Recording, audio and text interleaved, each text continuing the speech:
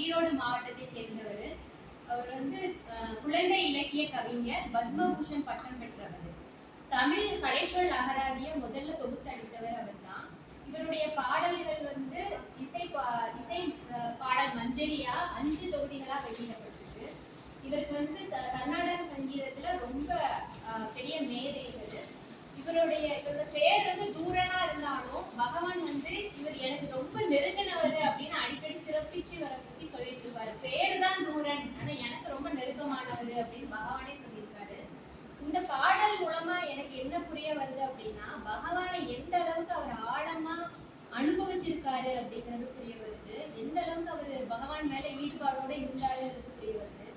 அவர் பகவானை வந்து சின்ன குழந்தையா பாக்குறதுக்கு இருக்காரு. அதாவது எந்த கள்ளம் கபடம் மற்ற அவருடைய சிரிப்பு, அவருடைய பாக்குறதுக்கு அவர் வந்து ஒரு சின்ன குழந்தை மாதிரி தெரிஞ்சாலும் பக்தர்களுடைய மனசுல அவர் தெரியும், அவர் பெரிய ஞானி, பெரிய மகான், அவரோட தெய்வம் அப்படின்னு தெரியும். அதான் அவருடைய மனசுல வந்து ஒரு தெய்வமா ஊன்றி இருக்காரு. அததான் அவர் முதல் வரியில சொல்றாரு. அப்புறமா பகவான் கிட்ட பாடல்கள் வந்து பகவானை பத்தின இயற்றின பாடல்கள் மட்டும் பாட வைக்க மாட்டாரு பகவான். எல்லா விதமான பாடல்களையும் பாட வைப்பாரு. தேவாரம், திருவாசகம், திருப்புகழ் எல்லாத்தையுமே பகவான் கேட்டிருக்காரு. அதனால எவ்வளவோ பாடல்கள் இருந்தாலும் பகவானுடைய ஏம் என்னன்னா, நம்மளுக்கு ஞானத்தை வந்து 8 திசையிலையும் நம்மளுக்கு வந்து கிடைக்க வைக்கணுங்கிறது தான் பகவானுடைய முக்கியமான ஏம். அதை நம்மளுக்கு வளர்த்துருக்காரு பகவான். அதை தான் அவர் சொல்லியிருக்காரு. அடுத்து பகவானுடைய ஒளி பொருந்திய கண்கள், அதுல இருந்து வரக்கூடிய ஒளி வந்து பேரொளியா இருக்கு. அது பாக்குறதுக்கு நமக்கு எப்படி இருக்குன்னா அப்படி கூசுது. நம்மளுடைய கண்கள் வந்து கூசுற அளவுக்கு பகவானுடைய கண்கள் வந்து ஒளி பொருந்திய கண்களா இருக்கு அப்படின்னு சொல்லியிருக்காரு. அப்புறமா நம்ம வந்து நினைச்சு கூட பார்க்க முடியாத அளவுக்கு அருமையான ஒருத்தர் தான் நம்மளுடைய பகவான். அததான் என்னரும் ராம் சுரத் யோகியா, அவருடைய தேகத்துல வந்து அவர் வந்து ஈசனையே காமிச்சிருக்காரு. அததான் தந்தை ஈசனை காட்டும் நல் தேகியாம் அப்படின்னு சொல்லியிருக்காரு. அவருடைய தேகத்துல வந்து ஈசனையே நம்மளுக்கு காமிச்சிருக்காரு அப்படின்னு சொல்லியிருக்காரு. அதுக்கப்புறமா வல்ல பிணிகளை ஓட்டுவான் என்றும் வாதனை தனித்தின்பம் ஊட்டுவான் அப்படின்னா, அதாவது குணப்படுத்தவே முடியாத பல நோய்களை வந்து பகவான் வந்து குணப்படுத்தியிருக்காரு. நம்மளுக்கு கஷ்டம், நம்ம அந்த கஷ்டத்துல இருந்து நம்ம விடுபடவே முடியாதுங்கிற கஷ்டத்தை கூட நம்மகிட்ட இருந்து நீக்கி நமக்கு இன்பத்தை கொடுத்திருக்காரு. அப்புறமா எல்லை இல்லாத அன்பு, அந்த அன்பை வந்து ஜோதியா ஒளி விடுற அளவுக்கு பகவான் இருந்திருக்காரு. அந்த அன்பை வந்து வாரி வாரி வழங்கி இருந்திருக்காரு. அதுல நம்மளுடைய வாழ்க்கையில நமக்கு ஏற்றம் கொடுக்கறதுல அவர் வந்து முதன்மையா இருந்திருக்காரு.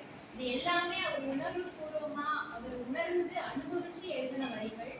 அப்புறம் மெல்ல வரும் தென்றல் போன்றவன் ஞான மெய்ப்பொருள் காட்டிலும் சான்றவன். அதாவது அவருடைய குணத்தை வந்து இதுல வெளிக்காட்டியிருக்காரு. அது ஒரு தென்றல் மாதிரி, மென்மையான தென்றல் மாதிரி அவரு இருப்பாரு. ஆனா நமக்கு ஞானம்ங்கிற உண்மையான பொருளை உணர்த்தக்கூடிய அதை எடுத்து காட்டக்கூடிய சான்றா அவர் இருந்திருக்காரு அப்படின்னு அவர் உணர்ந்து எழுதியிருக்காரு.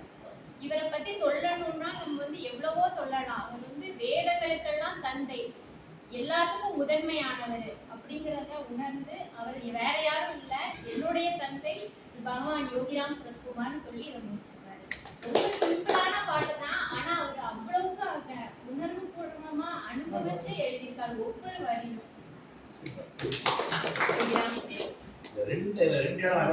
ஞானம் எண்திசை ஈசுரையாடல். அவன் புன்னை மரத்தடியில சாமி எல்லாத்தையும் பேசிட்டு இருந்தார். அந்த உரையாடல் என்னது? ஞானம் எண்திசை ஈசுரையாடல்.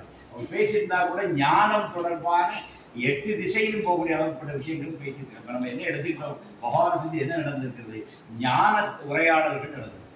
அதாவது அப்புறம் ஞான மெல்ல வரும் தென்றல் போன்றப்ப ஞான மெய்ப்பொருள் காட்டிலும் அப்போ பகவானுடைய நோக்கம் என்ன? ஒரு தென்றல் மாதிரி வந்து நம்மளோட மெய்ப்பொருளை நோக்கி நகர்த்துறாரு. அப்போ பக்தி வந்து ஞானமாக மலர், அப்பதான் அது முழுமையாகுது. பக்திங்கிறது ஒரு துவக்க நிலை, அது பக்தி ஞானமாக மலரணும். அது ரொம்ப விஷயம். அந்த இடத்துல அந்த பாட்டு சொல்லுது.